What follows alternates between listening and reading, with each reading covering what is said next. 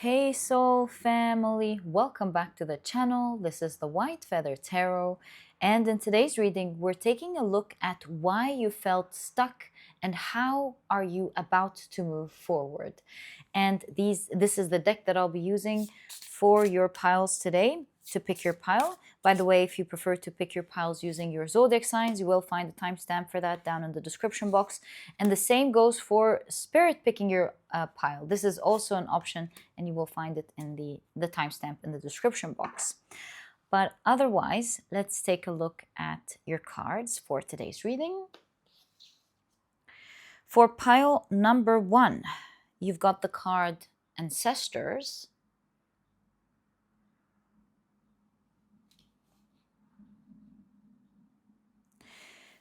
For pile number 2, you've got the card Offering.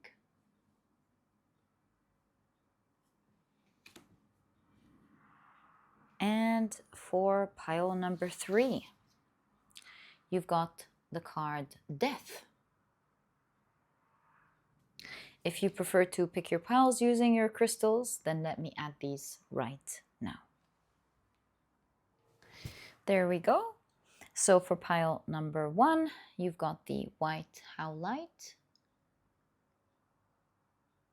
Right, there we go.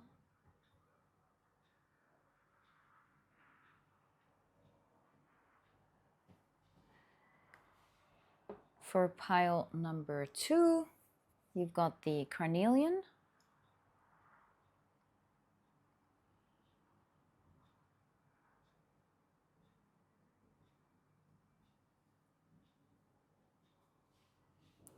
And for pile number 3, you've got the green Aventurine.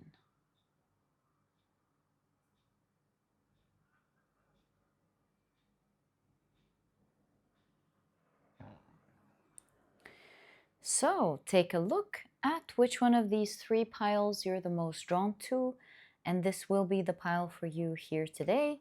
In case you feel drawn to more than one pile, maybe even all of the piles, trust your intuition. It's meant to take you to the messages you're meant to hear, particularly today about why you felt stuck and what's about to move you forward, or what's about to move in general forward. So yeah, trust your intuition, and once you're ready, you'll find the timestamps down in the description box, which will take you straight to your readings. And please note that the next section is all about you picking your piles using your zodiac signs. And so if this is something that you do not prefer, please pause the video and take as much time as you need. But if you prefer to pick your piles using your zodiac signs, then my dear soul family, welcome. This part of the introduction was created specifically for you so that you can do just that. And in a moment, after the shuffling, I will be drawing out 4 signs for each pile. Right, so let's get straight into it. These will be the signs for pile number 1. These will be the signs for pile number 2. And these pile number 3. Okay, so let's see what we've got for each pile today. Pile number 1, the signs are Virgo, Sagittarius, Taurus, as well as Pisces. Pile number 2, the signs are Capricorn, Leo, Libra, as well as Gemini. And the signs for pile number 3 are Scorpio, Aquarius, Aries, as well as Cancer. So, my dear soul family, these are the zodiac signs and their association to each of the piles in today's reading. Please feel free to pick your pile or piles using your sun, moon, or rising. I highly recommend you check out the 3. And once you're ready, you'll find the timestamps down in the description box, which will take you straight to your readings. And please note that the next section is about spirit picking your pile for you. If this is something that you are interested in trying out today, please stick around. If not, please pause the video and take as much time as you need.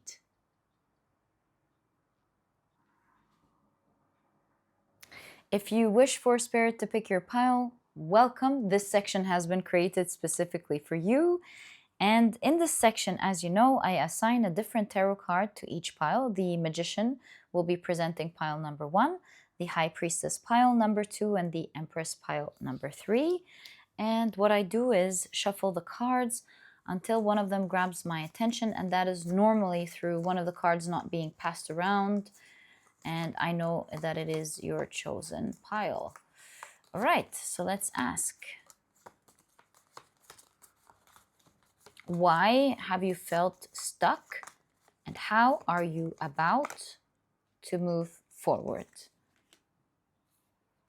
So, my dear soul family, your chosen card for today's reading is pile number 2.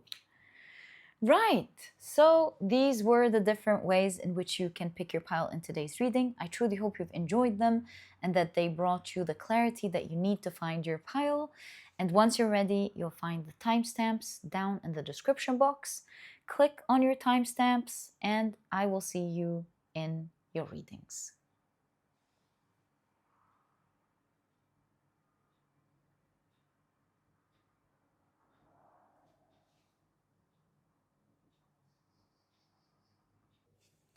Hi, pile number 1. Welcome to your reading. Today, we're taking a look at why you felt stuck and how you're about to move forward. And these are the decks that I'll be using. I also feel this one moving, so I'm going to take that one. These are the decks that I'll be using for your reading today. If you're interested in knowing the names of any of them, you'll find that I always list them below for you guys. But very quickly, let me introduce your pile to you. Your crystal is the beautiful white Howlite. Your significator card is the card Ancestors. And if you've picked your pile using your zodiac signs, then in that case, the signs for this pile are Pisces, Virgo, Taurus, as well as Sagittarius. Welcome to your reading. If these are not your signs, please don't worry about it. It's just another way for others to pick their piles as well. So I just felt called to splitting the deck and taking the card. Let's do the same with the tarot deck that came out. Just suddenly felt doing that, so I did it. But yeah, let's take a look at your oracle cards first. So you've got Saturn in Taurus with ostentation. You've got Moon in Taurus again with exaltation. A lot of Taurus energy in your pile today. Right. So second house energy. Very interesting. You've got, let's take, I don't know, this one. Let's take that one. You've got the Enneagram feeling unloved, and it's under the category of basic fear. And the keywords here are feeling unessential, feeling rejected, separation, indifference, feeling isolated, as well as feeling abandoned. Okay, let's keep it here. Let's take a look at the rest of your cards. You've got signpost. And the keywords are indecision, multiplicity, as well as crossroads. Very cool. Okay. Ostentation, exaltation. Now here, this person is feeling unloved. Here we see a table full of people. We get, again, ostentation, exaltation, very powerful energy. Very opposite to feeling unloved here. Right. It's like they don't come together in these energies. And that's why we've got the signpost. You were somewhere, going somewhere else. Were you perhaps feeling unloved? Was it by others, or is it by the universe maybe? We'll find out in a moment. You've got the sun in Libra with harmony.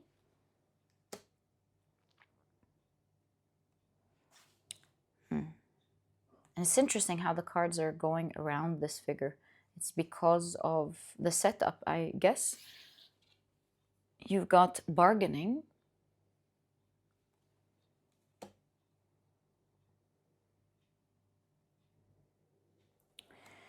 And finally, you've got the card Venus and Capricorn. Look, everything around the figure. Just like what's happening right there. There's the figure. Everything is around it. We get that same idea right there. So that's very interesting.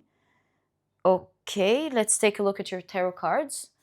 So you've got the card, the Shining Waters. This is the Knight of Cups.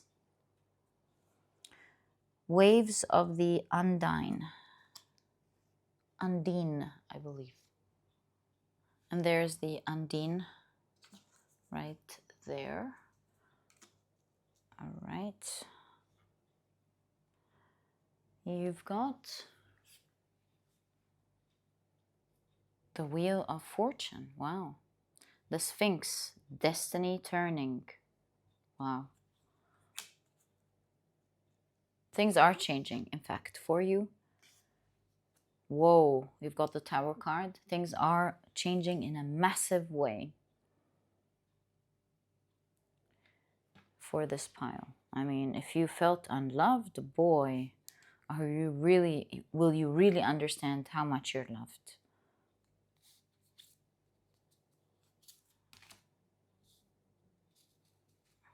Right. This one moved. Did we shuffle your deck? Well, I'm just going to trust the process. I shuffled it right before your reading. Did we shuffle your deck? In any case, every deck before the reading is shuffled. So you've got the Tower card. You've got the Three of Cups with Kindred. It's interesting with feeling unloved, and you've got Kindred here. Very, very interesting.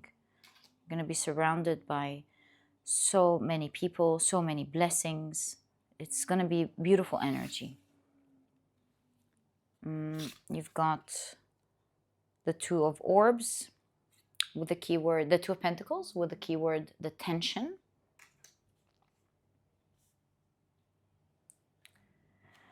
And finally, for this part of the reading, you've got the Lover's card with mystery of the covenant.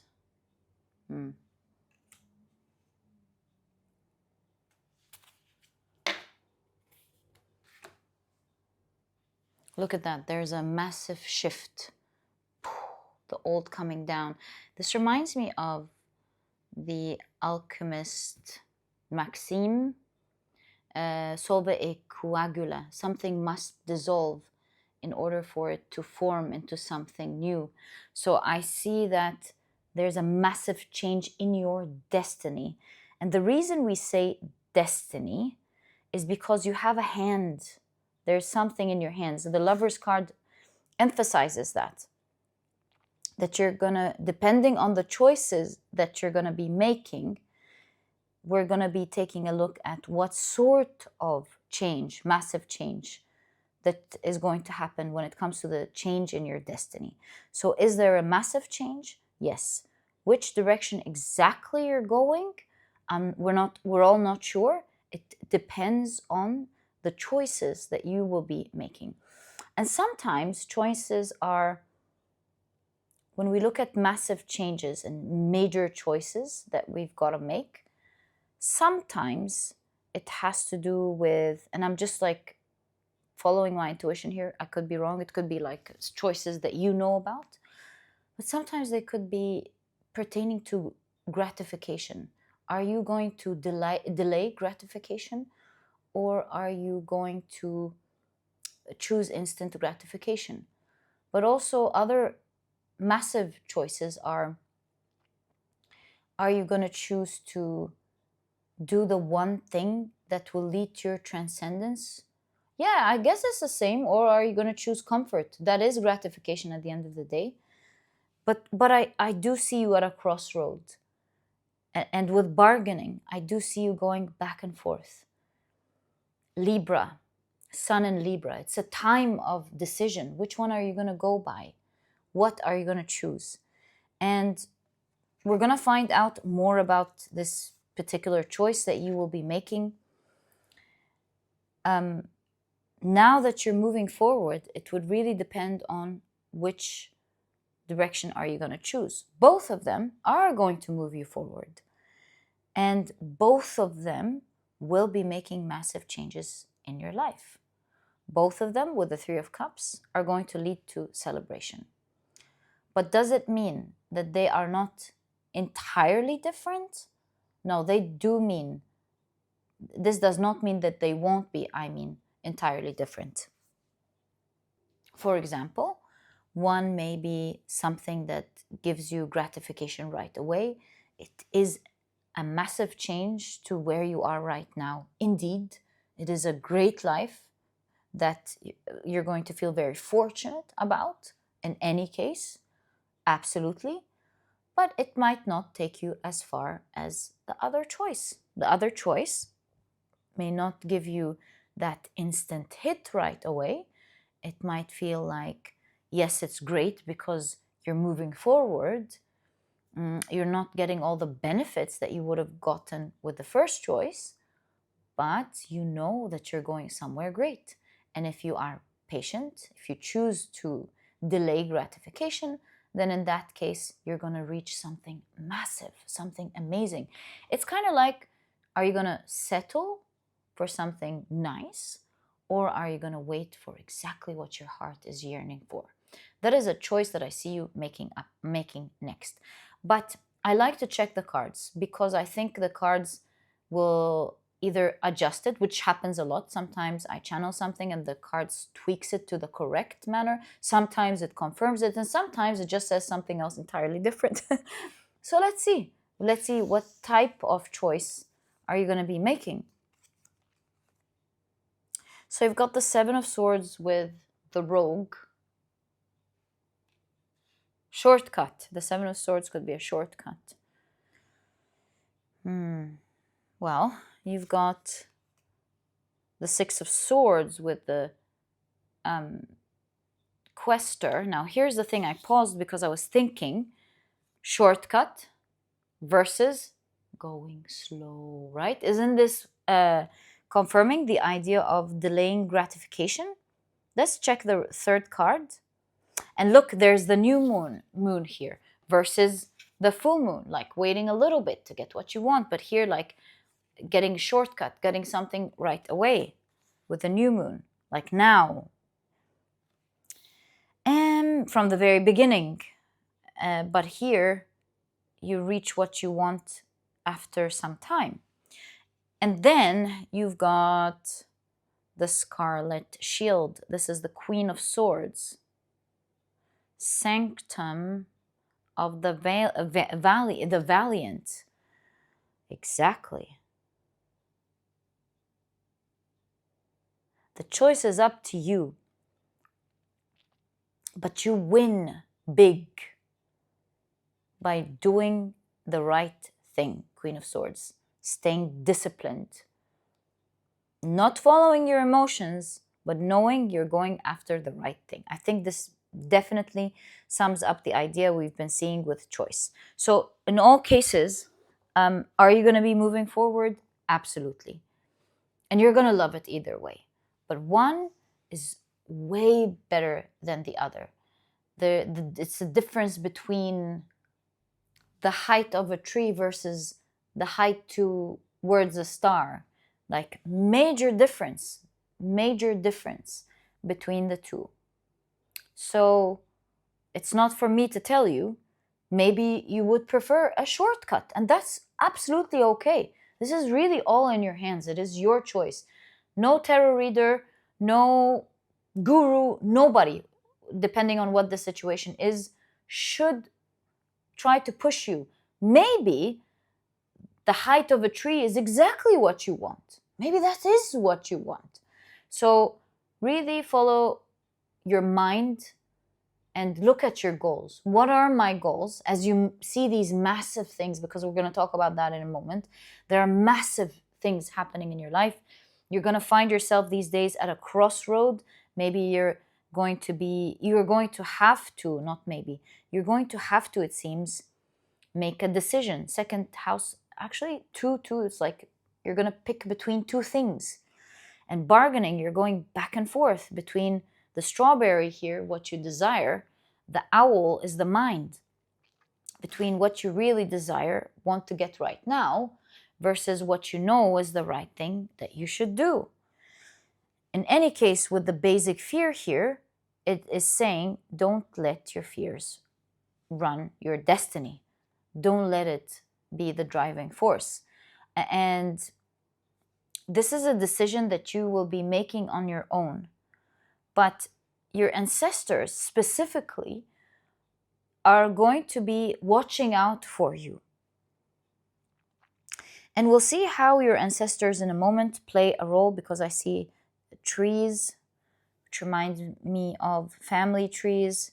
You're the youngest, at least amongst this group of ancestors in your reading, appearing in your reading. It's like you're our youngest. We take care of you. You're not alone. If you're feeling alone or unloved, your ancestors are definitely here telling you, you have no idea how much we adore you, how much we love you. And yeah, indecision, exactly. They are letting you know that you are at a crossroad and that you will be making a massive decision. They don't want you to take this decision out of fear. They want you to take it out of wisdom. It's kind of like, but I want this. I want this. It's the sort of thing you would tell your parents when you were younger. I want this. And your parents would say, well, you can't have that now. You can have it after you exercise, or you can have it after your dinner, but you can't have it now. So it's kind of like your ancestors giving you the same family love. They want you to know that it's absolutely your decision. Nobody can persuade you, but they just want to lovingly tell you that although you can be very tempted, because I don't know what this is about, we'll definitely focus on that next to see what's going down, what are the choices, what are you going to be so tempted to do so quickly. It's like it's very tempting to eat the cake now, metaphorically speaking, but it's best that you wait until 7 o'clock or something. So that is what I'm seeing so far. Let's take a look at what's going down, because we do understand that something is going down in order for something else to form in your life, and that you will be making a massive decision. Let's zoom in on that. Did I shuffle this deck? I cannot remember.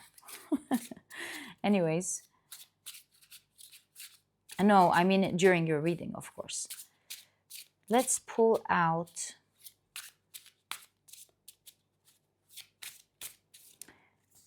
your cards and ask, what is this massive change? Oh, this axe right there is in the 7 of Cups, that exact card.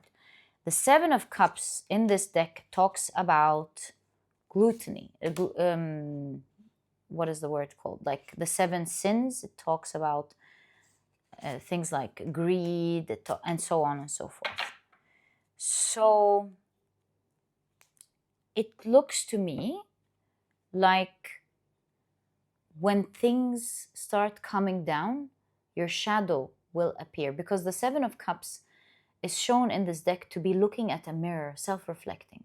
So this is a time where your shadow will show greatly. Maybe you're going to be acting out of fear. You're like, oh no, I'll just take that. That's safe. We're all good. I'm not going to wait for anything. I'm not going to do that. I'm just going to pick what's safest. And that's fine. Let me show you this card so you're able to follow up with me. I'll look for it and I'll be back. There we go. The corruptor, do you see? It's looking at its mirror. And here we see the 7 sins. There's something about this card taking us to this card, of course. So there's something about how, although realistically there are really just 2 choices, 7 of Cups is like imagining things, building castles in the sky. You might be thinking, wrongly assuming that you have many choices. The other choices that you're going to look at, other than the main two realistic ones, are not real with the Seven of Cups. They are options that your shadow is showing you. So an option could be, oh, this is too scary. I'm just going to quit everything. So let's say this has to do, for example, with your job. Actually, okay, let's go with that. With your job, then in that case, one of the options could be, hey, just like, not do anything at all. Just quit everything and forget about this. This is scary. That's obviously not realistic. Could sound so realistic at a moment of time. Or maybe you are in a relationship and the choices are, for example, fix things with this person and have a wonderful life, or you know what, just leave this person. You believe that you should not try to fix a person and that you would be free. These are all valid choices. The third one would be, hey, why don't we keep this situation the way it is and cheat so we get both worlds? So all I'm trying to say with these examples is that the shadow will be showing you many, many, many, many other options. But realistically, they're just two. So don't fall entrapped to the other choices that will veer you off course from this great, massive change in your destiny that is there to move you forward and is there to create lovely things in your life, just because you are afraid. And with fear, if you keep it at a minimum, if you don't follow it like 100%, if you kind of follow it, is what I'm trying to say, a little bit, then at least you'll be making the least favorable choice of the two main ones. But if you allow it to get into your head, your ancestors are absolutely guiding you through this, and they are telling you, it's like with the veil here, don't listen to your shadow. Because if you do allow it to affect you because you really want something, you want out, or you don't want to deal with a particular situation, then your mind or your shadow will foolishly make it appear to you that you have many, many, many, many choices. Pride, gluttony, is it gluttony called? Gluttony. Gluttony is like gluten. Maybe you shouldn't eat gluten or something. Anyways, and so on and so forth. So don't follow your shadow, is basically what I'm seeing. And just allow this process of dissolution happen. Just observe it. Look at the eye here. Just observe it. Which is the eye of the, what is it called? Black hole? Just observe it in silence. Black hole is the nothing, right? Nothingness. Observe it in silence. It's not here to hurt you. It's not something that is coming to take anything from you. It's not here to destroy your life. It's like you're just observing it. Meaning, in my opinion, that this going down is not directly affecting your life. So don't freak out. Just sit quietly and observe it until it settles, and you will be celebrating. If you calm down during that time, just observe it. Things will, and just observe it. You will escape the trap of the many, many, many choices that your shadow will want to show you during that time. And that's not part of your reading, so let's now take it out. And you will be able to calmly go, yay, okay, good, 3 of Cups. Kindred, what's going to happen is going to feel very familiar. Once everything settles down, you're going to go, oh, this is familiar. Okay, this is good. All right. No, I feel very good about that. Then only two apparent choices will appear. Now is the time to make a decision, not before it. And even in that time, my dear pile number one, you will also still be tempted to take the easier option. Again, out of fear, the bargain, Libra energy is very strong here. But your guides, sorry, your ancestors, particularly your family, your ancestors are saying, don't do that. Don't settle. You can do that, but we're guiding you to think about it better.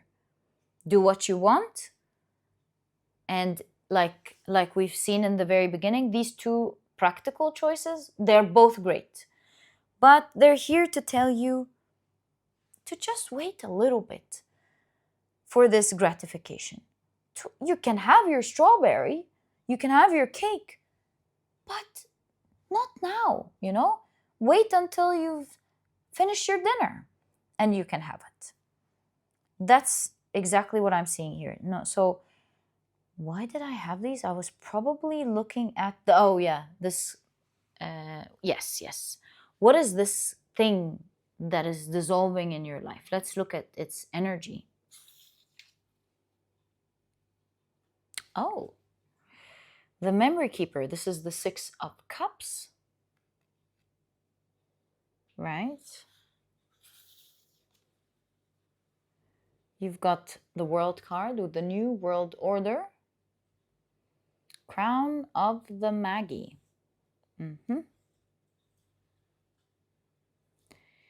So looking at the World and the Six of Cups, this is the bringing down of something with the Six of Cups that was there for a very, very, very, very, very long time.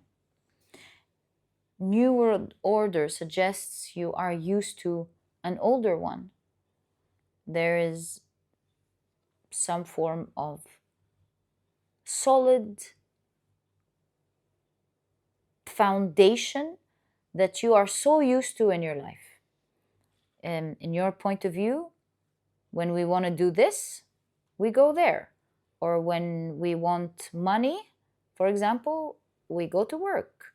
Or when we want to have fun, we do this. Whatever this is talking about, I'm just giving examples of seeing that what's coming down is something that you're so used to looking at, almost to a point of you thinking, there can never be anything else. How could there be anything else? That is the way we do things. That is the way things are. And there's a new way here with the New World Order. A new way of how things are going to be. Breaking down something so foundational. And of course, when something so foundational goes down, we all tend to be afraid, right? Especially something that we're so used to from childhood. But look at the eggs cracking. It's the birth of these little animals, the birth of this chick, for example. And so when we're so used to something inside our shell, we tend to think that this is all there is, that there's no world out there, that this is safety and this is everything. When we break out of our shell and look outside, we go, oh my God, there's so much more. Like imagine in the old times, before airplanes were so frequent, each one living in a country thought that this is all there is. Their life is the normal life any human being would be living. But then when they would travel to another country and they see different people around the world living a completely different life, like from one extreme end to another, this person's mind would open up to different ways of living life. It's like, oh, we don't have to live it like that. In this, we don't have to live this city life. There's like this beautiful, calm farm life, I resonate more than that. Or someone else living a super traditional life, going to a place where it's more broad-minded, thinking, oh, well, I resonate more with having more options, not having to stick with what society wants, and so on and so forth. All I'm trying to say is what's coming down is not something scary. It may look like it's scary because it's the first time that you will see and experience something so foundational go down. And it might look scary, but really, this is your movement forward. You will, just like a chick inside an egg for the first time, look at the world and go, wow. And I was so focused on that, and I was so scared about that, and this is all I thought there was. Look at this, all of these options, all of these amazing things. How was I so engrossed in my own little bubble of thought, that just of let's say closed-mindedness, to just think that this is all there is. The sun suggests enlightenment. So now you're like, oh, as you're being enlightened and free with all of the birds flying, you're like, right, so the real options here are actually two. These are the two that make sense. Let's continue to see first, what is this foundation that is falling? Can we get more information, please? The bereaved with the Three of Swords. You can see Isis. And you've got the Fool card with the Initiate. And we get the idea that something must dissolve in order to continue on the path, that the evergreen path that you are looking for. This is the green man. So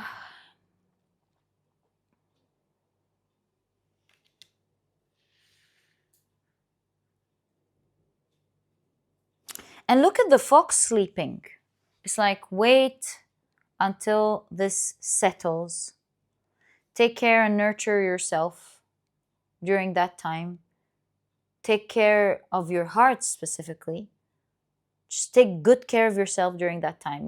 This is a time where you want to focus internally, not externally. And don't engage so much on what's going on. Just take good care of yourself. Rest and, dare I say, sleep. Just take good care of yourself during that time, and this too shall pass, and continue along your path. Don't make any decisions during that time because you can fall. Just wait it out and then continue.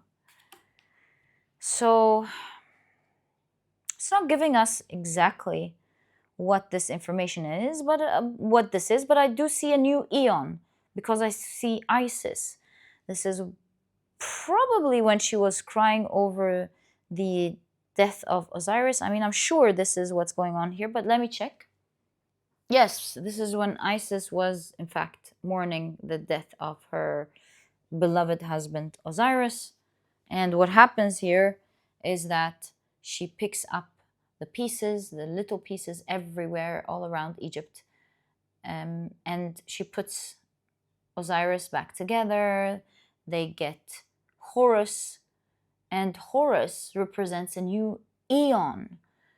So there's something about, as the pieces shatter, as you're observing it, don't be afraid. Why? Because it's going to be restored back. And it's going to be a new eon in the way this is going to be restored. It's going to be, a new eon. The Initiate, the Fool card. It's going to be a new beginning. A totally new era. From this place, you're going to go, oh, okay. It's looking evergreen here. It's looking great, actually. Ostentation, exaltation, second house. This is, by the way, number 2 here again. 1 + 1 is 2. Whoa, 2, 2, 2, 2. In any case, this is the energy of the second house of materialism, money as well. So for a lot of you, it's something materialistic. For most of you, it's money, it seems, but it could really be anything. It's evergreen. And when things settle down, you're going to go, right, now I understand what's going on. I've seen it go down. Didn't we say something must dissolve in order to be rebuilt right? Formed right? That's exactly what's happening. It's crazy. So just take good care of your heart during that time. That's all that matters. Take care of your heart and everything is going to fix itself by itself. Don't worry about it. And I see that you are then, only then, when things settle down, look at your 2 choices and go, right, dragon, or that's the mystical eagle creature. I forgot what is it called? It's gonna come to me. Anyways, let's not waste time. So you're gonna be making a massive choice. Let's explore the 2 choices.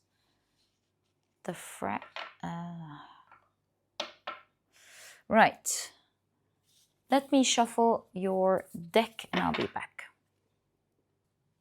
And look at that. Here with feeling unloved, it's almost like your ancestors are saying, you know, 1 is like I'm alone. 2, 2, 2. Where's the other 2? I can't remember. 2, 2, 2, and 2. It's like, no, you're not alone. It's kind of like we are all here. It's crazy. It's almost like all of your ancestors are here with you in this moment. So remember, when you're observing this thing coming down, this is Mars energy, like absolute destruction. They're saying, hey, don't even worry about it. We are all here with you. Do you understand the type of power that is? Don't even worry about it. Just take care of your heart. In fact, it's like it has nothing to do with you. Just observe it from afar and that's it. Don't engage emotionally with it. Right. So we were going to explore the 2 choices. What are the 2 choices that you will be making? Choice number 1 and choice number 2. How about we do it advantages and disadvantages? So advantages, disadvantages, advantages, disadvantages of the 2 choices that you will be making. So the first choice, advantages are the priestess, sanctuary of Isis. Isis gets what she wants, puts her husband back together, the pomegranate signifying the underworld. She puts Osiris back together. She's happy. So anyways, the high priestess, the ace of wands, and the grotesque, this is the 5 of cups. So here we can see, I'll look at the spirit again. There's something about spirit. It's like your savior. It's like you will understand right away that you're being saved. I feel that there is a powerful spiritual experience, spiritual communication. Something highly spiritual is going to happen here, especially that you've got the high priestess.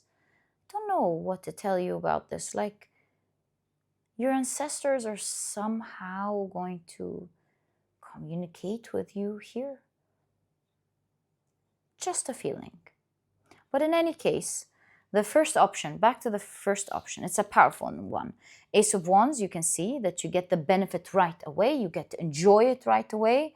And you get to fix whatever you felt happened here. You get to put everything together with this particular High Priestess, Sanctuary of Isis, the underworld. You get to revive something. So you revive something, you get the benefit, and and you instantly see that these weren't losses, that you got a lot of benefits, and you're like, oh, everything's back to normal. I love that I get to go. So first option is like, oh, everything's back to normal, but it's working to my favor with the Ace of Wands. Everything's back to normal, but it's working. So that's one of the options. You get to go back to, like, let's say you want something in your life to work now. So you go back to normal life, and whatever it is that wasn't working starts working, which is a great deal, right? Obviously, great deal. You're back to your normal life, and what you wanted to work, Ace of Wands, starts working. It's all good, right?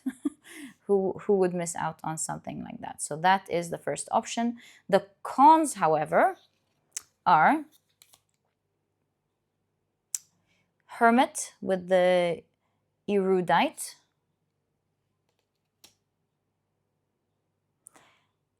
See, this tribe would put all of these rings to elongate their neck.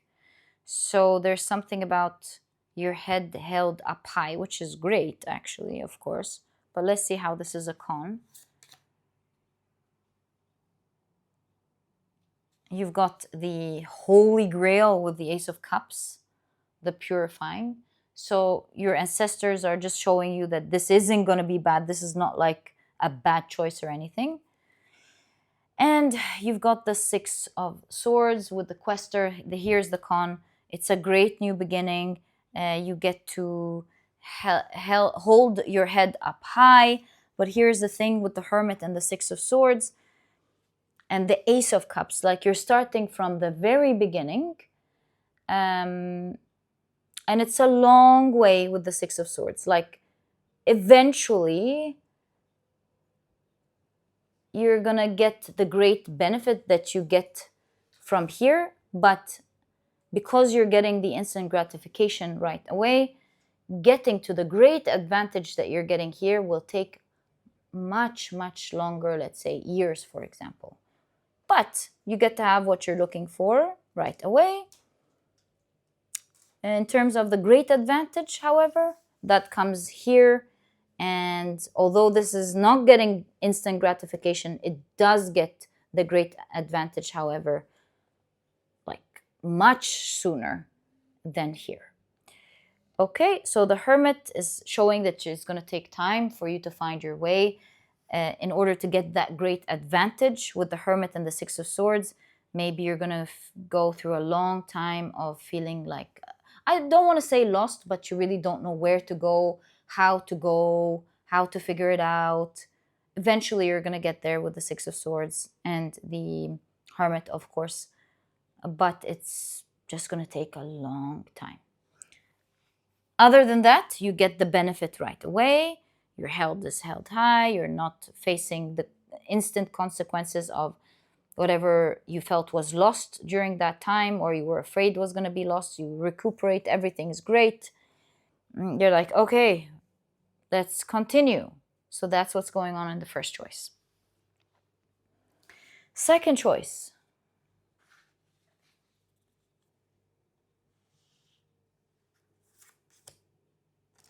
The Rogue, Seven of Swords.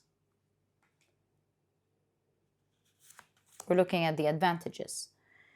You've got the Justice card.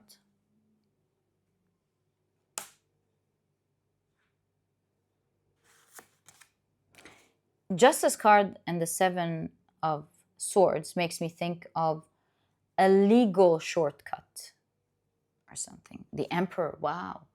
Creating an empire. Wow. And you've got the Five of Swords with Hector.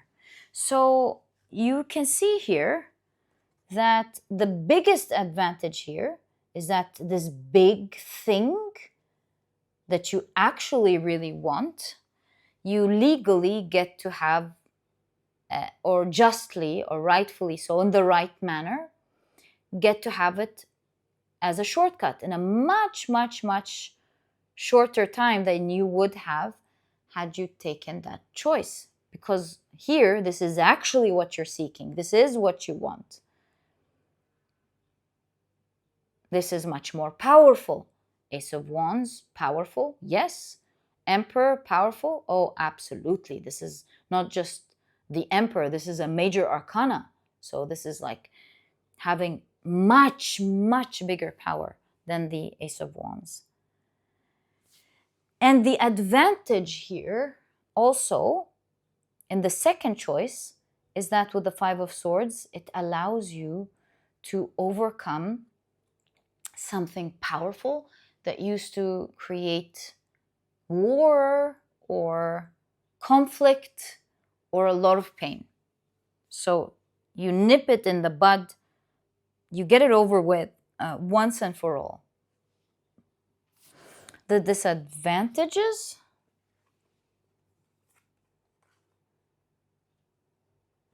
the Keeper, this is the Fool card. Fool card in the disadvantages suggests that there's something about this direction where maybe you're a newbie or you're not picking up from where you left off. As here, the Fool card here suggests that this is like a total new beginning. Right, so that's why you're a bit hesitant. Here, there's familiarity. It's like, no, I want my thing back. Here, you're like taking a chance on something. The Fool card, taking a new journey. Herald of the Water, this is the Page of Cups. Inspire the Prodigy. And you've got the Four of Swords. So we can see that here you gotta be Page of Cups, also an initiate, a new beginning. So it is emphasizing on this new beginning. Page of Cups learns, yeah. Observes, enjoys. So although it's a disadvantage that you're starting from the beginning, here's the thing. With the Page of Cups, you're really going to enjoy it. And by the way, with the Four of Swords, you're going to be comfortable. Believe it or not, this direction gives you enjoyment and it gives you comfort. Can you believe this? But back to the disadvantages.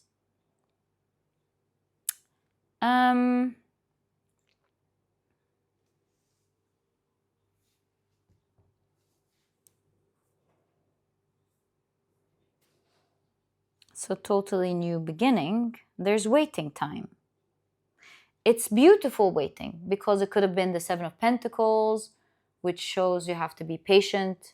But really seeing the Four of Swords, I get the idea that you will be waiting until it picks up, whatever this is. Here you already have something, here you're waiting. Maybe it's like a new career, a new job. Maybe this is an option of starting your own business, for example, if we're looking at work. Whatever this is, here you're like, I'm waiting, but I'm good. I'm enjoying it. It's all good. So there's something about, although this is a disadvantage, that you're starting from the beginning, but you're going to go through it with peace. Just like we saw with the disadvantage here. That's why these are two like good choices to have. Here, you're going to begin whatever advantage, the big advantage that is here from the very beginning, and you're going to take your time to get it, but your head is held high. And here, although you are starting from the beginning, and there is a relatively longer time waiting than you just getting what you want right away, in the grand scheme of things, this side here is getting to the big advantage at a much shorter time than this side here. to get to the big advantage, which is going to be over a long time. So as a summary, this one gets you instant gratification to something that would instantly comfort your fears. But what you really desire with the Ace of Cups, what your heart's yearning for, that's going to take time. But you're going to go there with your head held high. It's going to take a long time, but you're going to have your head held high. Just so you know everything from every perspective. Here, you're not going to get your instant gratification because you're starting something from the very beginning. But although you're going to be waiting to get this gratification that you're getting, that you got here right away, you're getting a great advantage in a short span of time relative to the time you would have gotten it with this choice. So these are the two choices that I see you making. Your ancestors are saying, hey, please observe. Don't even get attached to it. It's not your story. In any case, you're going to find out two choices that you will love. When all said and done, you're going to go, oh, wow, nice, two choices. I want to go here because I want to enjoy it. I don't mind taking my time for this instant gratification. Or you're going to go, no, you know what? Just keep things as they are. It's your choice. They're all valid. And I don't mind taking my time to get this big advantage. They're both valid. Do what resonates with you during that time. All your ancestors are saying, we're here for you. We are all around you. Know that at any point you're not alone and you are absolutely loved. Just wait it out. And yeah, you're not stuck. You're just going through this massive change that's going to change everything for you. It's going to move everything for you. You're just looking at oranges and apples. Do I like orange or do I like apple? Basically. So, my dear pile number one, this is exactly what I see in your reading. I truly hope you've enjoyed it. If you have, please give me a thumbs up. Subscribe to the channel so that you never miss a reading that I upload. And my dear pile number one, I'll catch you in the next reading. Bye!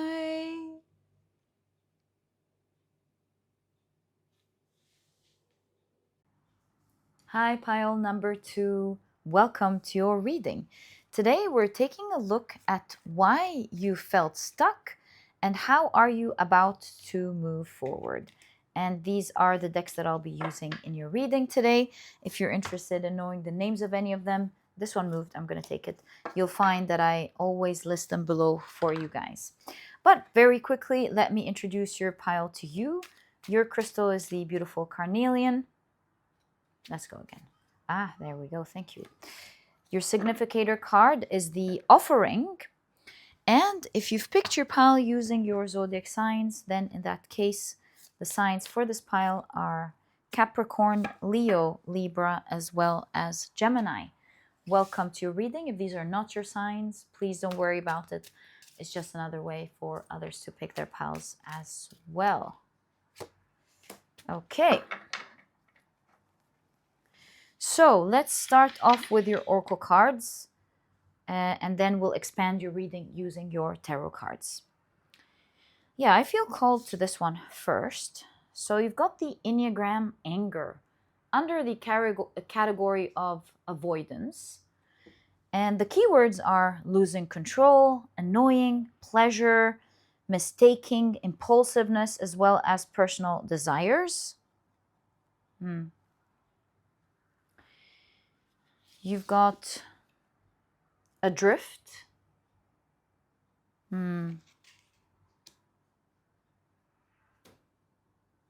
Right. You've got tombstone with the keywords death, grief, as well as legacy.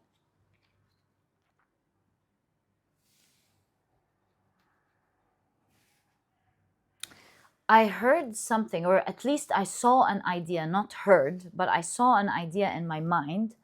That's why I paused for a bit. Something about you were sacrificed with something. And in order to release that energy, an equal sacrifice must be made. Something like that. Yeah, I really like envisioned and understood, like if there's some channeled the idea, I channeled the idea of something was sacrificed. You were sacrificed for something, and there's something about to release that energy, you also must sacrifice something. Right, I hope I explained that part well, what I've just gotten the idea of right now. But let's take a look at the rest of your cards. You've got Mars in Scorpio with revenge.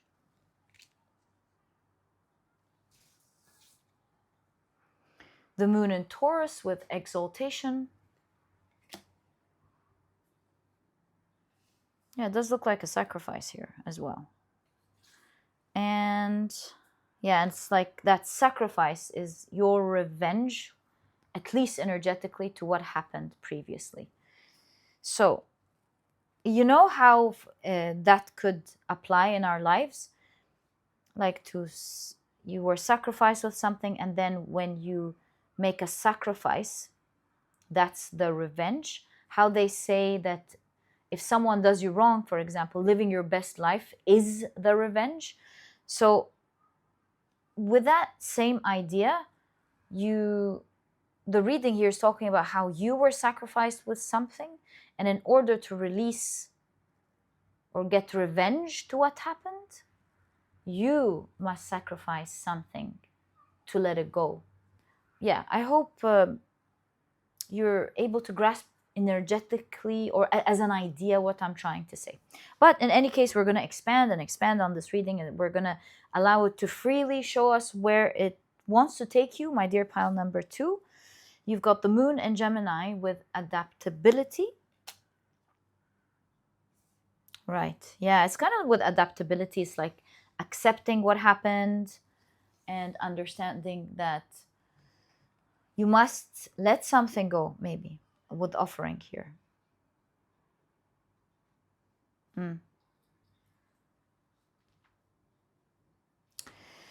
Okay. So, starting off the reading with the Devil card. Right, so this is talking about why you felt stuck. That's the stuck card. Yeah. And it's a major arcana. It could have been the Eight of Swords. This talks about you were stuck in something toxic, and it's major is what I'm trying to say. You were stuck in something toxic. You couldn't get up for the longest time. Or get out of it, it seems. This energy. This thing. Okay, so you've got the Knight of Wands.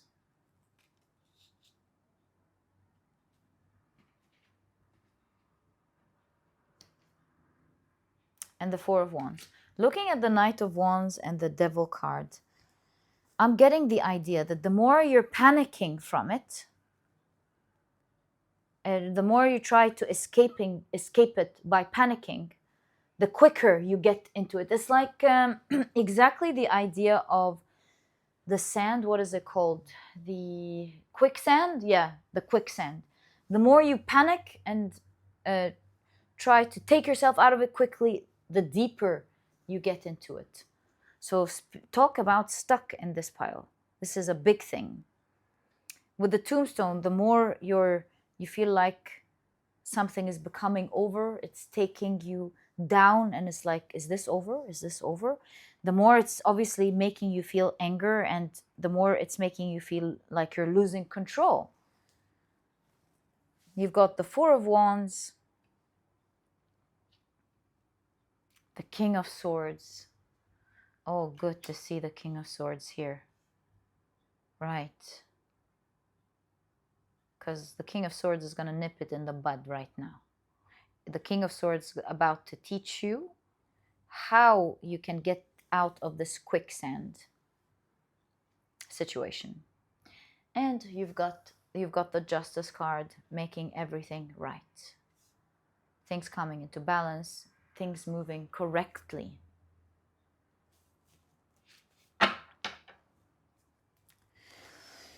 So,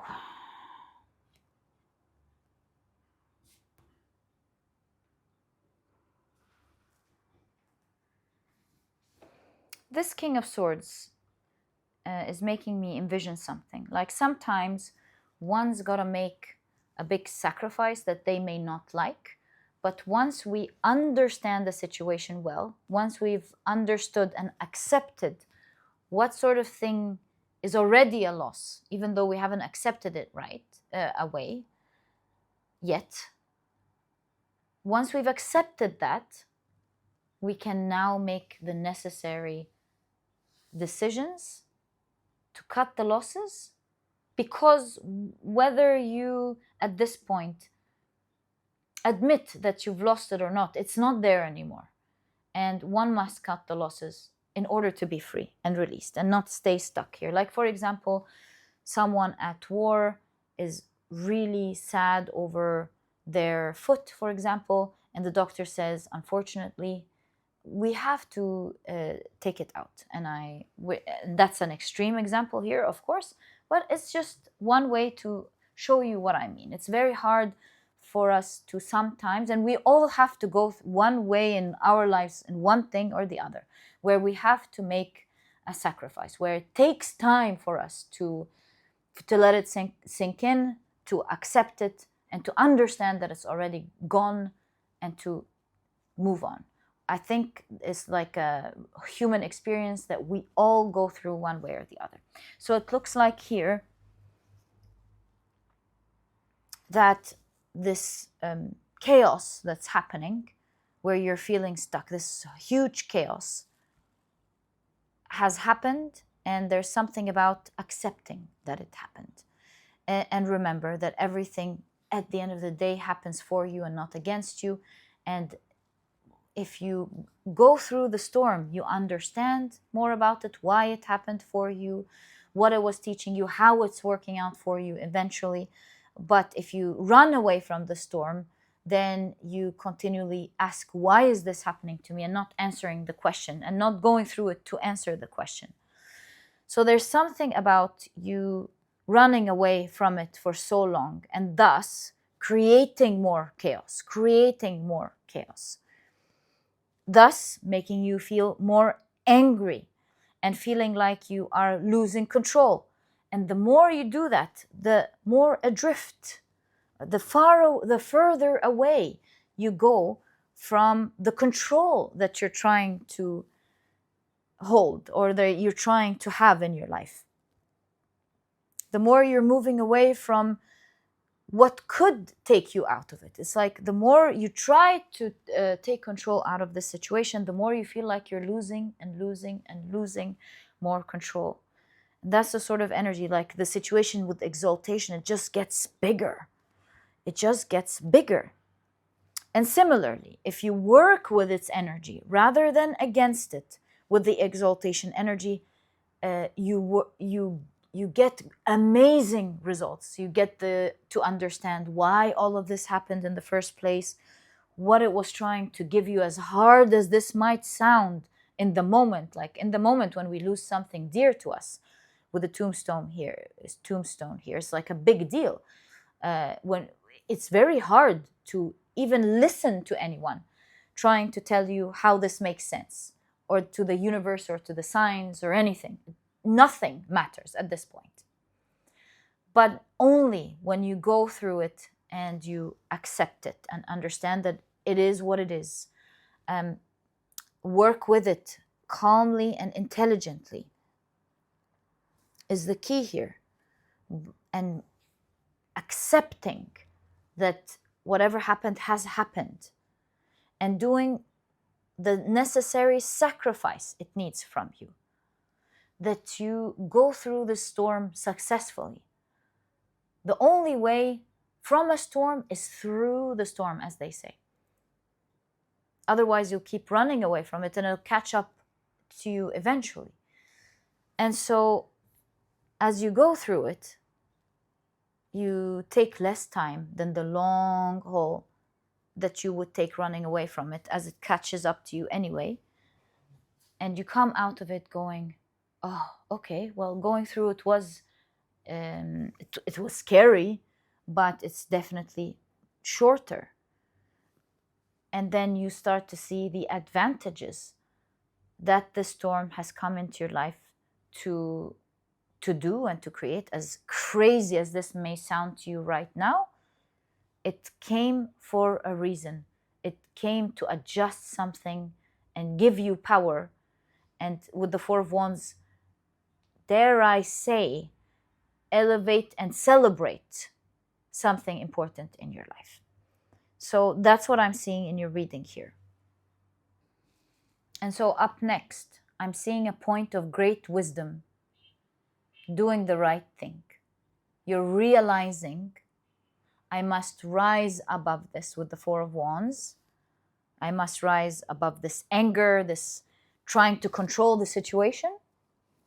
I must accept it for what it is. I see reaching this point. The King of Swords is balanced energy. I see reaching that wisdom and going, right. In order for me to have actual command, I must take command of myself and stop trying to control the outer situation. So I must rise above this situation and control myself. That's where the real control lies.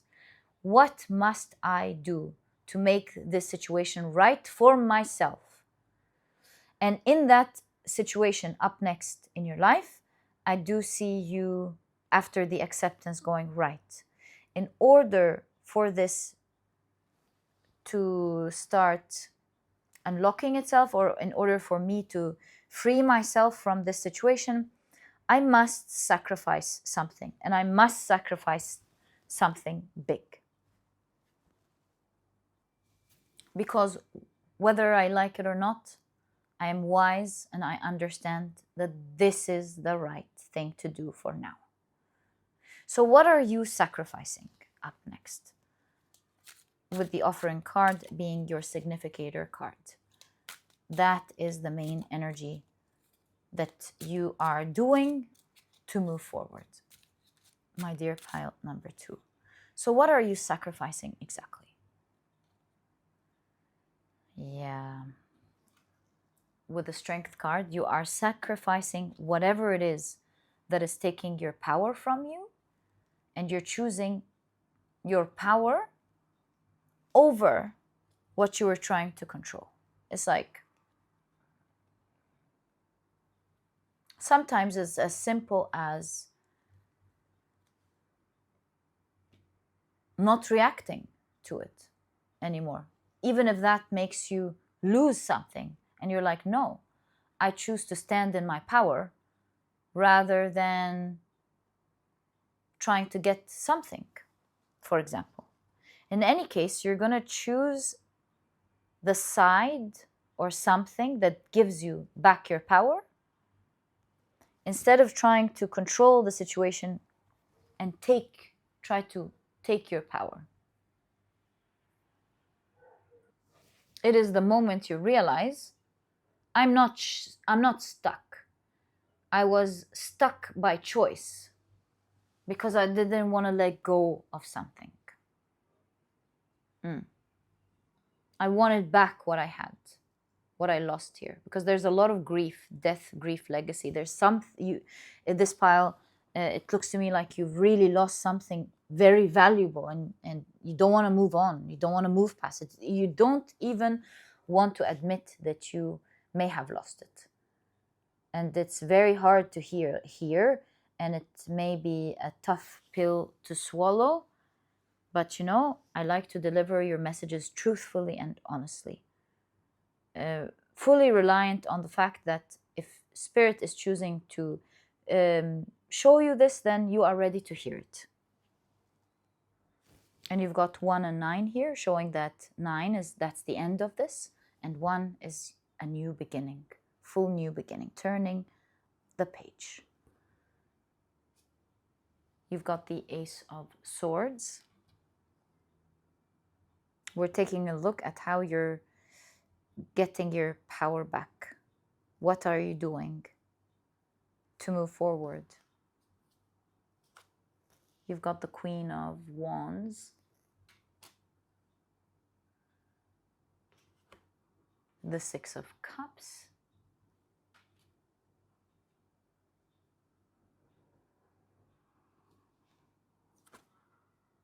and the Queen of Pentacles.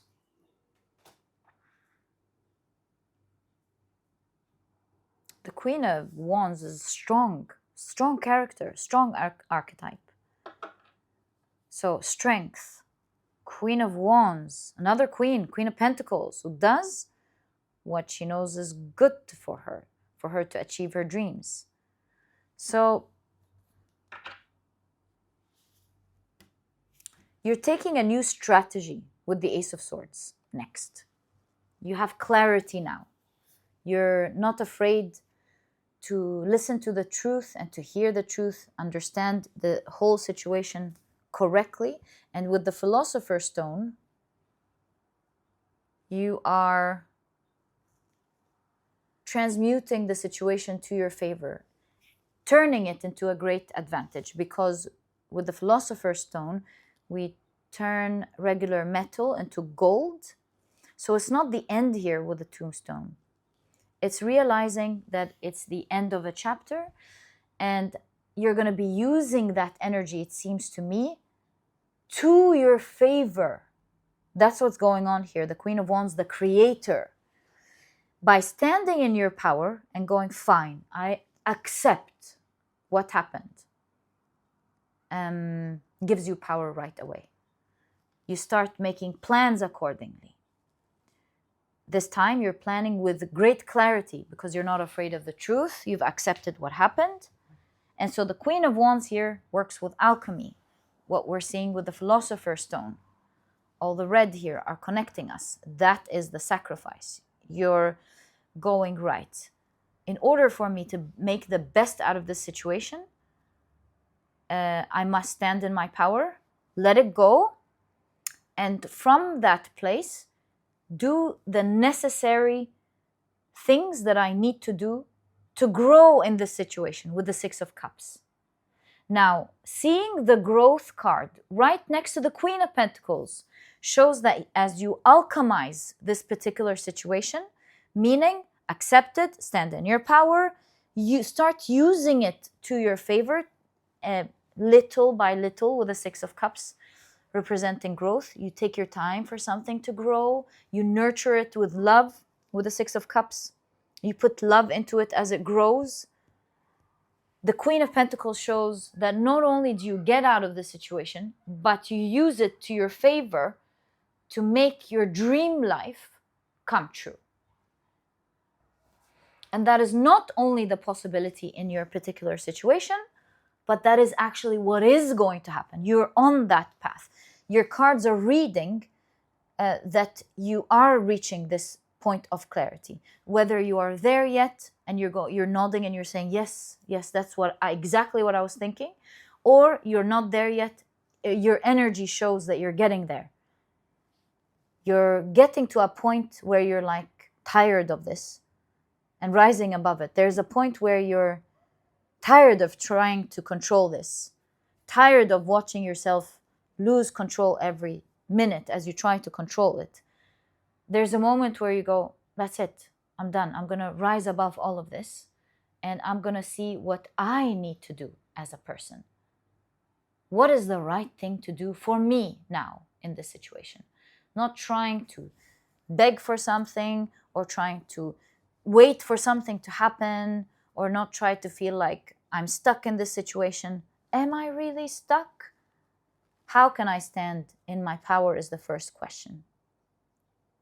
Standing in your power in your case means letting go of the very thing you were attached to, realizing that you were holding on to something that maybe either wasn't holding on to you or wasn't yours for a while, keeping you hostage to it. Was it really yours? If you're suffering like that, maybe it's not yours anymore, and it's not yours anymore for a reason. The universe is giving you energy, as bitter as this may sound.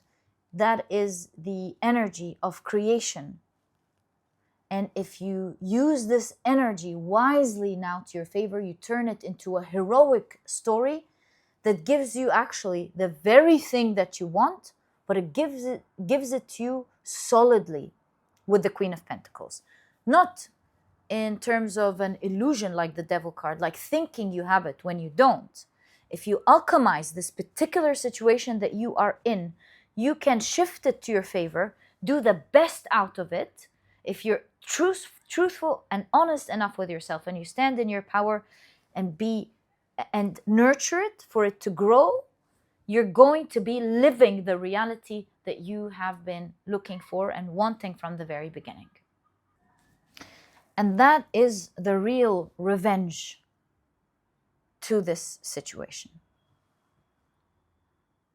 Something must be offered here, and I see you reaching this conclusion. I see it inevitable that you're reaching it.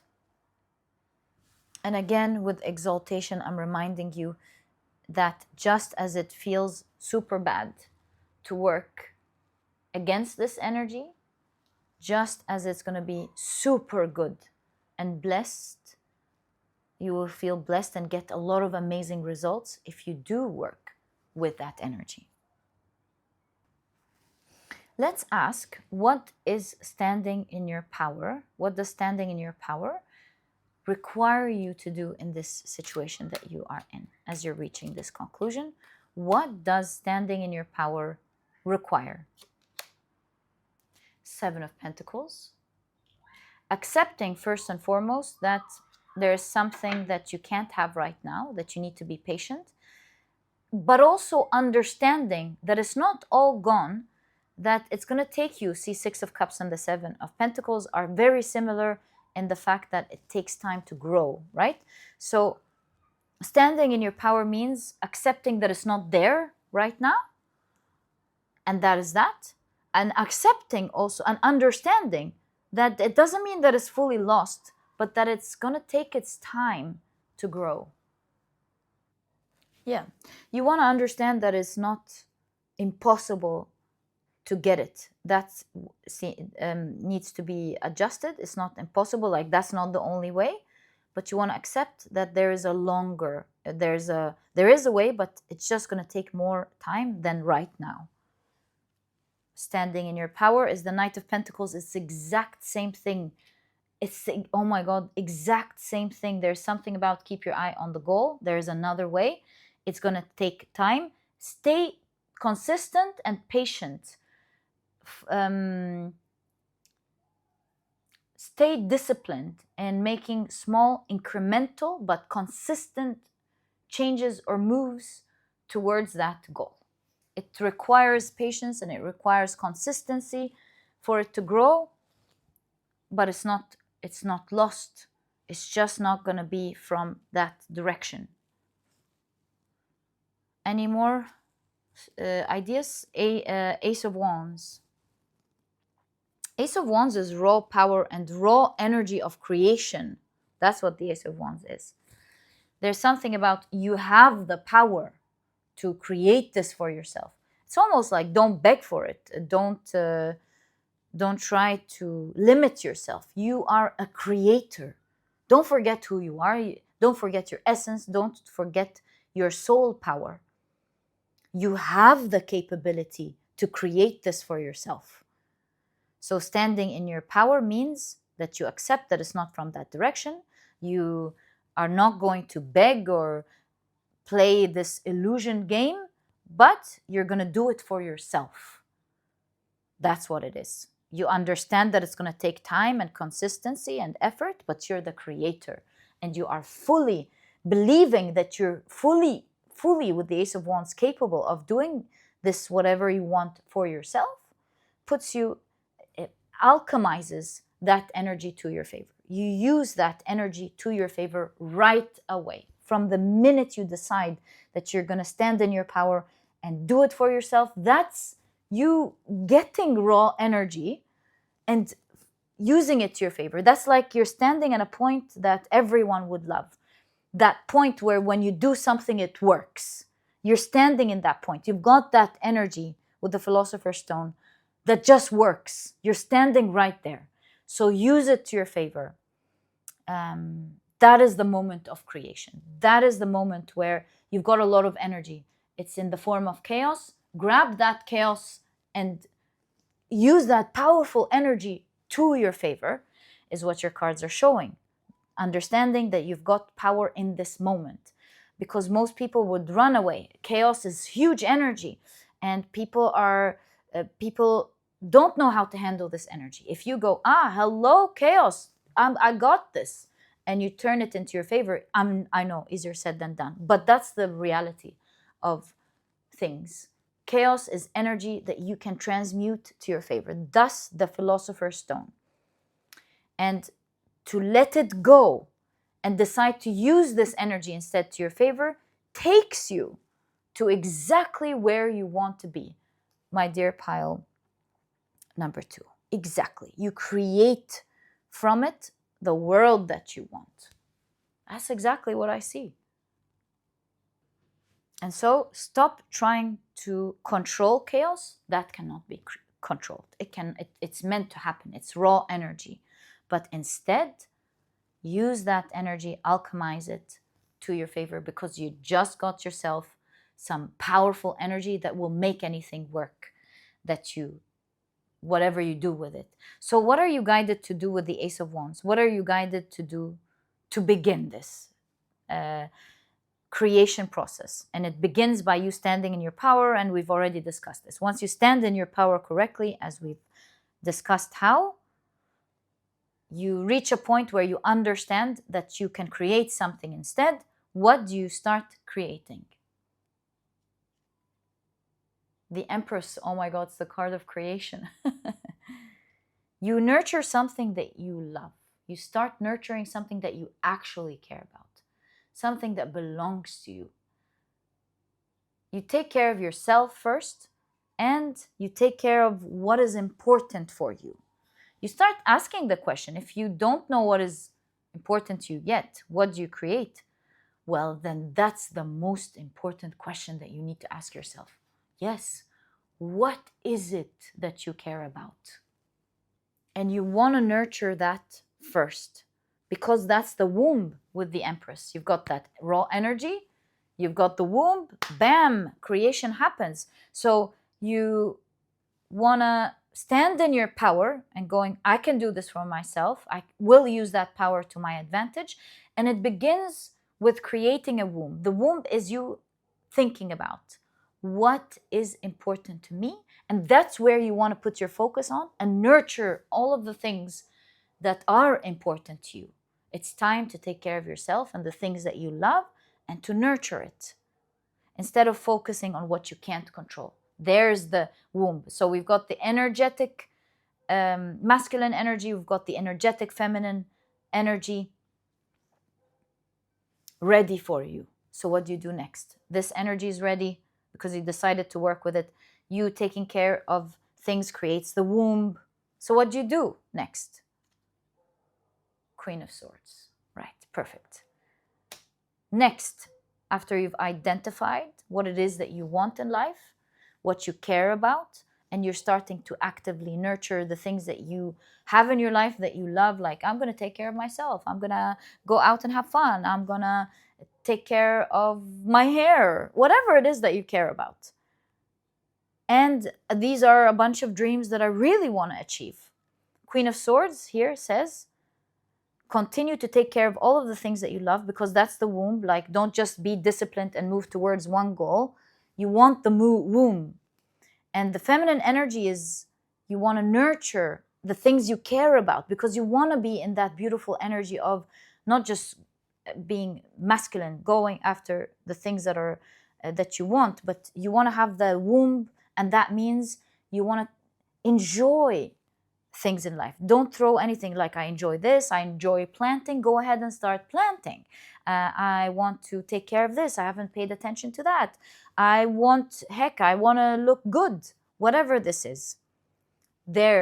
Your capacity to work and with that energy to go, no, there's something that I can do about it, is that masculine energy. You going, I'm going to take care of myself and my life. That's the feminine energy. And from these two energies that must stay there, you want to go, right, so what's my plan with the Queen of Swords? To move towards the life that I actually want. I need to do this, and I need to do that, and I need to do this, and I need to do that. Queen of Swords suggests that you're going to be disciplined in standing in your power, insisting that you're going to use it to your favor, that you're going to take care of yourself and your inner world, and you're going to do small, incremental, but consistent steps towards the main goal. This magical equation, as you keep it right in front of your eyes at all times, will take you to the magical world that you deserve, the one that you always wanted, that is far more majestic than where you are right now. I mean, you go there and you're going to look back in retrospect and laugh at how you were so holding on to something that really was an illusion. And so to get there, you must let it go. You must let it go. It takes time and consistent steps. Accept that and enjoy the journey. Enjoy the small steps that you take. Take it easy, because that is what actually gets you there. And my dear pile number 2, this is exactly what I see in your reading. I truly hope you've enjoyed it. If you have, please give me a thumbs up. Subscribe to the channel so that you never miss a reading that I upload. And my dear pile number 2, I'll catch you in the next reading. Bye. Hi, pile number 3. Welcome to your reading. Today we're taking a look at why you felt stuck and how you're about to move forward. And these are, I feel this one. These are the decks that I'll be using in your reading today. If you're interested in knowing the names of any of them, you'll find that I always list them below for you guys. But very quickly, let me introduce your pile to you. Your crystal is the beautiful green Aventurine.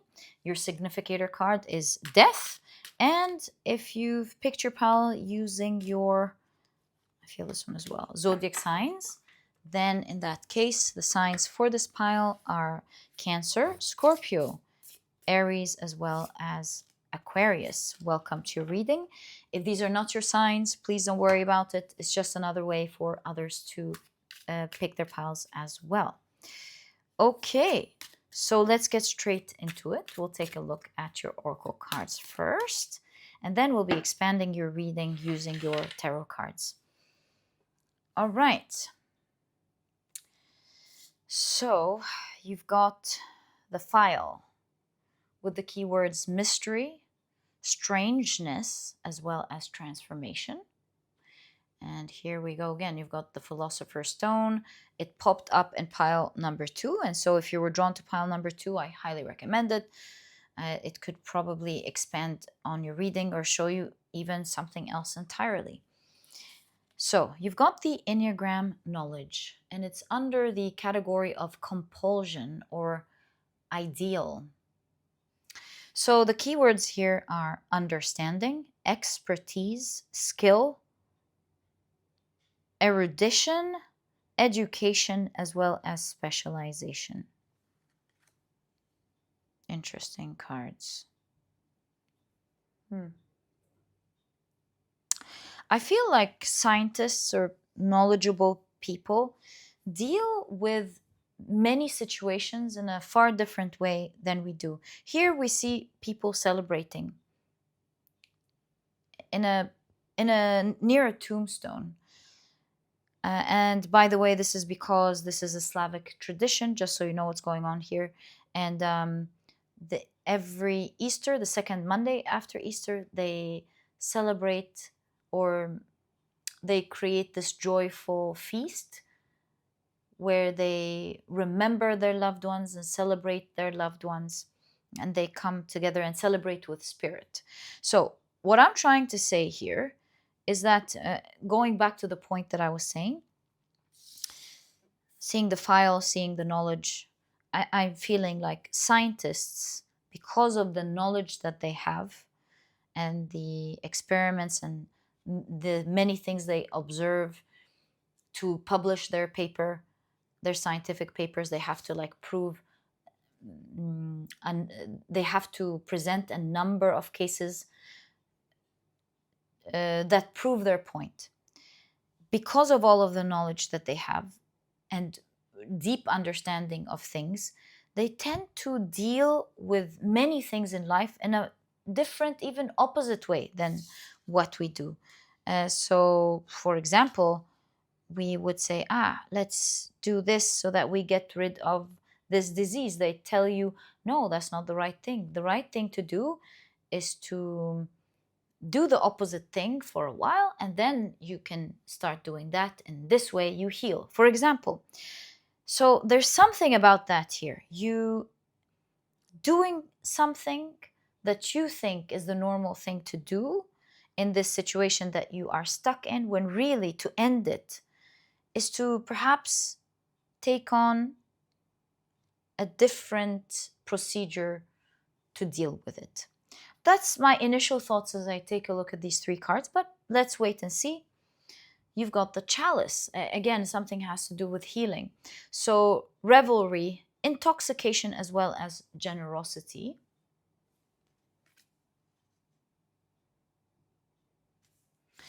You've got the Enneagram, detachment, under the category of virtue. And the keywords are disinterestedness, generosity, again, is another word that keeps popping up here. Sharing, letting go, relativization, and freedom of mind. Relativization and freedom of mind. Freedom of mind. Right. You've got change. Very interesting. It's like that fox is not dying. They're going through a transformation of life, going from one form to another. Right. Even the chalice represents a womb. So we've got the womb and the death, showing it. Something may look like it's ending, but really it's taking on a different form. The philosopher's stone taking on a different form, and it's reshaping in another form. So don't be shocked observing something that you think is like ending, because if you knew more, you wouldn't be crying over it, you would be celebrating it. And you're guided to be detached, because if you understood the process that it go through, you would actually be celebrating it. Okay, you've got Mercury in Gemini with excitement. Absolutely, you are going to be very excited. So when it comes to whatever it is that's been making you feel stuck, this is now a time of celebration where you're going to start seeing change. Because for the longest time, you thought that something was ending for you. Now you're learning more about it as the change is happening. As you observe this change that you've been dreading for so long, you will start understanding these days that this wasn't an ending process with the death. Things were transforming, and they were transforming to the better, because this is the Philosopher's Stone. It's able to change regular metal into gold. So you're like, oh my God, that's not ending. Oh my God, this is changing to my favor. This is giving me generously, right? This is giving me generously. And as you're learning about this these days by observing what's going on in this particular situation that you're in, it's happening for you. You're just observing. You're not doing anything. You're not taking any actions. You're merely looking and observing, watching what's happening. You're like, oh my God, is this? You're learning here. Is this turning to my favor? Is this starting to happen for me? Is this what's going to happen out of this? Oh my God. This is like a moment where you'd have a close one tell you, see, you were so worried. Do you see how amazing it turned out for you now? So it's something like that. And you've got Moon in Aquarius with independence. You thought that you were going to suffer from something, when in reality, you're becoming free from it. Okay, let's take a look at your tarot cards. I think I just think I can fit a card here. Yes, I can totally do that. So the first card is the Seven of Swords, which is a card of escape. You're escaping something. You're escaping from the clasp of something that you felt was maybe evil, unfair. The snake, a lot of time when we say, oh, she's a snake or he's a snake, it's referring to someone who's lying and manipulating to get people under their clasp and to do things to their favor, to move things to their own favor, regardless of what's going to happen to everyone. So that's what I'm seeing here. You thought that was a snake that's here to end things for you, metaphorically speaking, only to see it changing skin, the situation changing skin, the facade that you were afraid of uh, is removed, and you're like, you can see it for what it really is, and what you thought was evil is actually working to your favor. It's like, why is this happening like that? Why is this ending for me? Or why is this trying to end something for me? That's not fair, or something like that.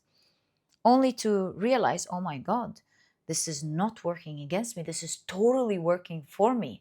This is happening for me. This is transforming for me from one form to another, from one form to another, from one form to another. And that's what you're learning these days. The fact that you're getting this learning card makes me feel like you're going to observe something so significant these days that you will always use to your favor, just like a scientist. So this is not just like, oh, I'm learning that it's working to my favor. No, you're like, oh, so that's how this works. So that's how things like that work. And perhaps you'll be, instead of dreading it, you're going to be going, oh, come on, bring this on, bring this on. How can I instigate more of this to get more of this result? You know what I mean? Like an example of thinking that something's not working to your favor. The quickest example I can think about is a health example, but I don't think, or maybe I'm just not seeing it. I'm not seeing how that can work in your reading, but like one of the quickest examples of observing how something is happening to your favor. Let's say someone doesn't eat for 4 days. They just like drink a couple of, they just drink water, for example. And they're like, why is the world doing this to me? Why can't I find food? And they're lost in the forest. Now we understand through science that, and please don't do that. Always consult your doctor whenever you want to do something like that. But now we've learned that there is autophagy.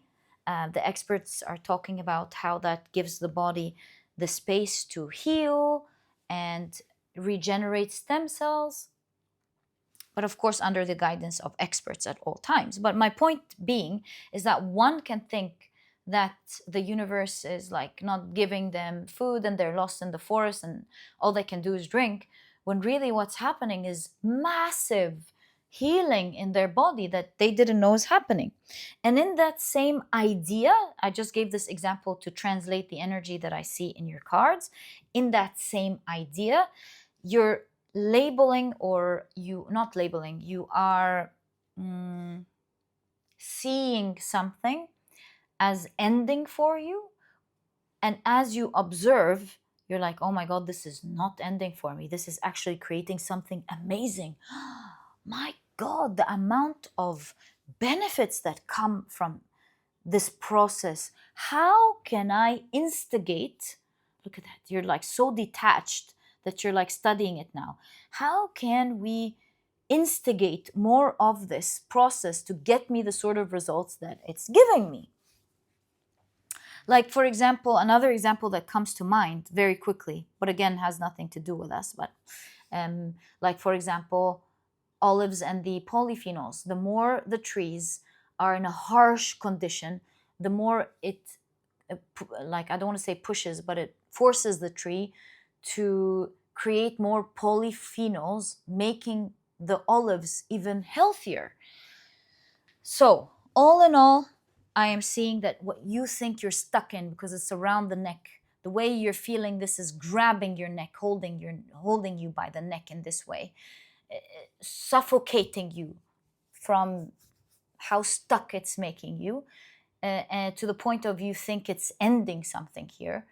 It's not really ending it. Yeah, we keep saying that, and it is at the end of the day going to give you a great benefit that will make you so detached from it that you're going to want to, so independent from it and so excited about it that you will want to do more. It's like, how can we do more of this? Oh my God, this was brilliant. Very interesting reading, my dear pile number 3, in terms of what you're going through. Let's take a look at the rest of your cards. Whoa, abundance. Is this about money? I don't know. With the King of Pentacles, this could be health, this could be money, this could be specific results that you're looking for. It could be a specific resource that you're looking for. And with the book here, again, the education. In the King of Pentacles, look, knowledge, they're reading here. That can't be a coincidence. Through your understanding of how when you squeeze something, it squeezes into gold or something, you're like, how can we squeeze more out of this? Because you're getting so much results of that which you want. You're like, I want to do more of this.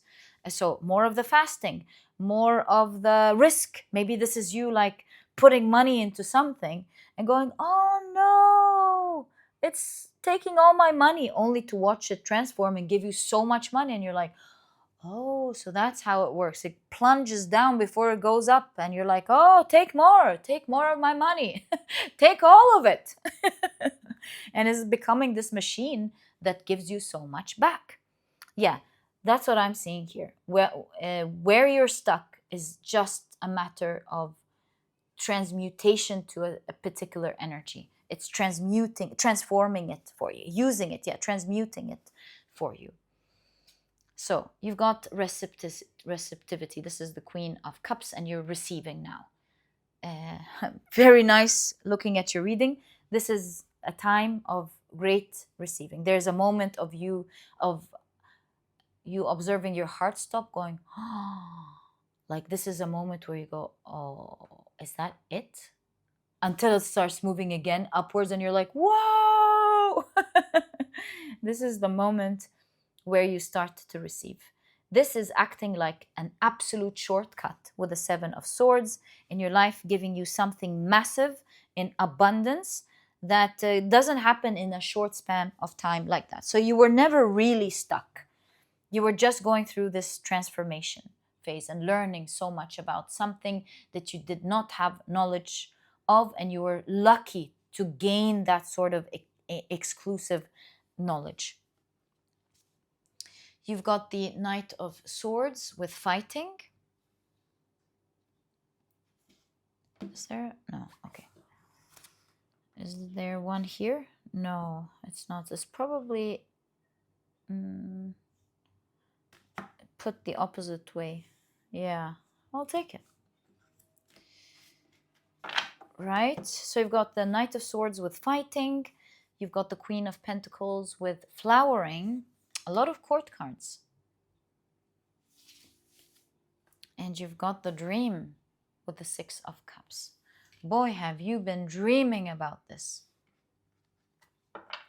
How can something that's making you suffer, and as your heart sinks watching it end every day, go from that point to you living your dream? Crazy, but that's what's going on here in this pile. So Knight of Swords is something going fast. Against all odds is what I'm seeing in this card. Against all odds. Because look at the odds here. You move towards abundance. King of Cups, Queen of Cups. Counterparts, this means that you're getting its benefits from all aspects. Not just the masculine aspect or the feminine aspect. Like not just from one aspect. The reading, I missed it here. It's probably what it wanted to say. That's why the Queen of Pentacles probably showed up. I think this is making us pay attention to the feminine and the masculine aspect, meaning that something is whole and complete. usually we get a benefit from, I think there was a reading like a couple of weeks ago, if not last month, that something that was about getting a benefit, but then with every benefit there are cons, and in their situation they're not going to be going through the con. And here we go again. That's the second time I'm seeing it over a month time. Something about you getting what you love, the dream, like the dream is, this is the dream that you have, the biggest dream that you have. You getting it with all of its benefits because you're getting it in a healthy way. Do you see the rainbow here? The chakras, again, the chakras in the hands of the Queen of Pentacles, represented as bracelets. So I see healthy chakras, and when everything is in alignment, everything is working together. It's not like the body's benefiting, but the emotions are not, or spiritually you're benefiting, but emotionally, or I don't know, physically or not. All I'm trying to say is that things are in alignment, and there are no real cons to this situation. You get to have it in its full glory. You get to enjoy all its aspects, and you're not going to go through the usual cons that one would go through in receiving something big like that, in such a big dream like that. So I want to find out for you, what is this big dream first? But you must know, since the reading is so specific about what we're looking at, but I'd like to help you and see what this dream is. By the way, the Six of Cups shows that this is a dream you've always had, maybe even since childhood with the Six of Cups. You've got the Ten of Swords with rebirth. So this figure is looking at herself, and this card says rebirth. So first and foremost, this one says flowering. So first and foremost, I'm seeing you grow, you flowering, you blossoming. First and foremost, you finding your power back, first of all. So that's the first thing we see. End of great pain. Your power is revived, your energy is revived, your chakras are vibrating high, and you, as a consequence, you're growing, which really spiritually, that's why the cards are showing this, are the most important thing, that you're going through your natural growth process. So you're blossoming and you're growing.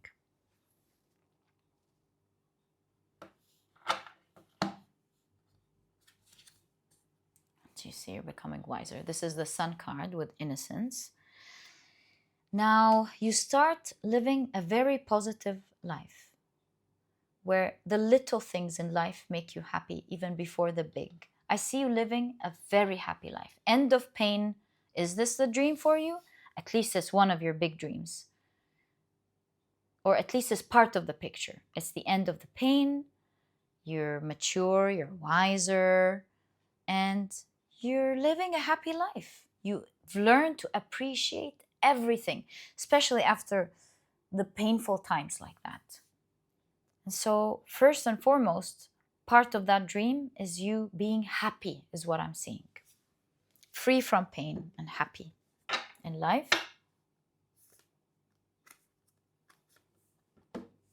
That's the continuation of your dream. Oh, that one also moved. I'm going to take it. Continuation of the dream. Completion. You finally seeing now not just happiness, but you get to witness a dream coming true. That dream with the third eye that you keep envisioning over and over and over. What is it that you are envisioning over and over? Let's have a look at it. And you've been, look, mature here, little child, Six of Cups. You've been envisioning this since childhood. This is your real dream. What is it? Knight of Pentacles with slowing down.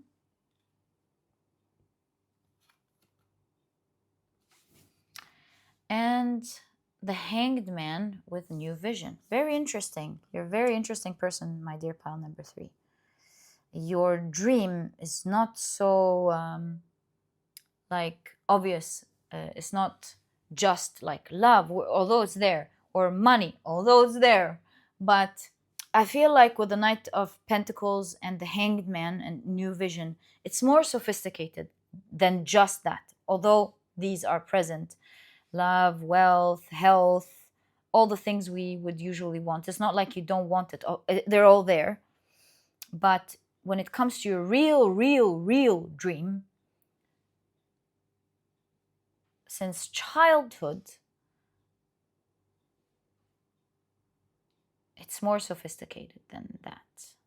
Again, you see from another card, the Philosopher's Stone, the circle, the triangle, and the square. You want to transform something? You want to create something maybe that wasn't done before?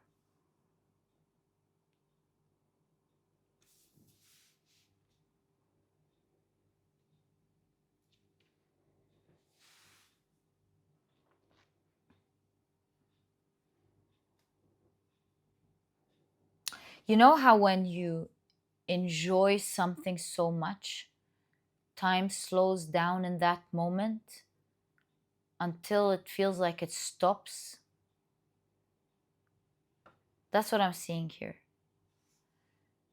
You've got a vision. Maybe you've always wanted to do something since childhood. You've always envisioned yourself doing something since childhood that you really love. And what you've envisioned is so beautiful to you that whenever you're thinking about it and envisioning yourself doing it, time slows and even stops. Because it actually does. You're connected to the spiritual realm in this moment, and you're channeling yourself doing something. You're looking at your future self always as you look at this. And all you can see is yourself doing something that may be hard to imagine that you could do from where you are when you started imagining this. The Hanged Man is so opposite to what you have or had. But there's something about you channeling it going, but although it looks far away, I really see it. And I think looking at your cards with completion and the third eye here, you, believe it or not, were always channeling it. You were looking into your future. You were really tapping into your future. You were always genuinely seeing something from the other side. That's why when seeing it in this way, your only emotion was to genuinely believe that you could, although it was far away, so opposite to where you were. And the reason you believed it so much is because you weren't just imagining, you were genuinely looking into the future. You were seeing yourself in the future. And that's why time would just stop. And even when you do, in fact, because it says completion, achieve this dream, when you're enjoying it, time will always stop. And it will take as long as you need to enjoy it in this lifetime, over and over and over. And you will be enjoying it so much until you are fully satiated from that energy, until you feel like you've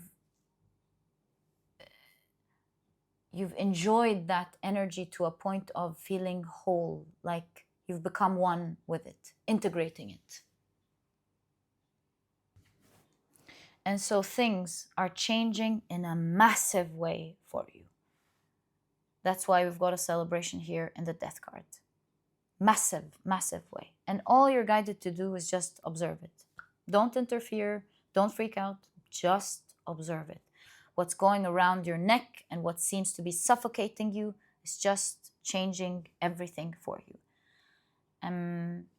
I see you now receiving abundance or some form of resource. As we've discussed, it could be health, whatever it is that you're instantly looking for, right? That instant thing you're looking for, that's going to start happening quickly for you, and you're going to get all of the benefits from it, and you're going to start receiving it. But it doesn't stop there. This energy, first and foremost, finally allows you to achieve the dream, the thing that you always wanted, that speaks with the Six of Cups to your soul. Your soul wants this. Your soul came here to achieve it, and that's why you've always seen it as rightfully yours. And time will always stop, allowing you to enjoy it over and over and over until you're satiated and you've become one with it.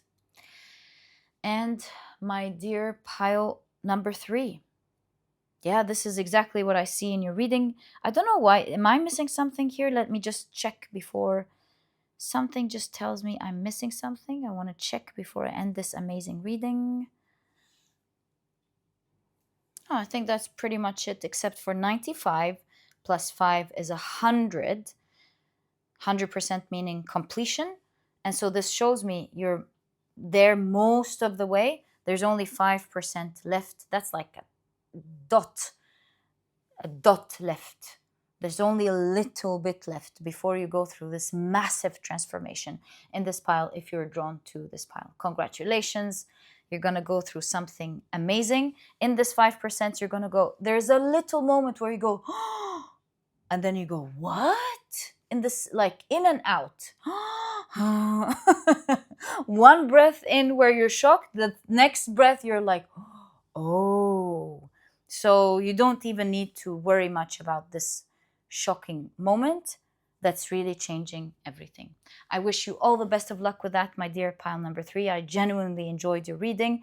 If you've enjoyed it, please give me a thumbs up. Subscribe to the channel so that you never miss a reading that I upload. And my dear pile number 3, sending you so much love and wishes of good luck with this. And I'll catch you in the next reading.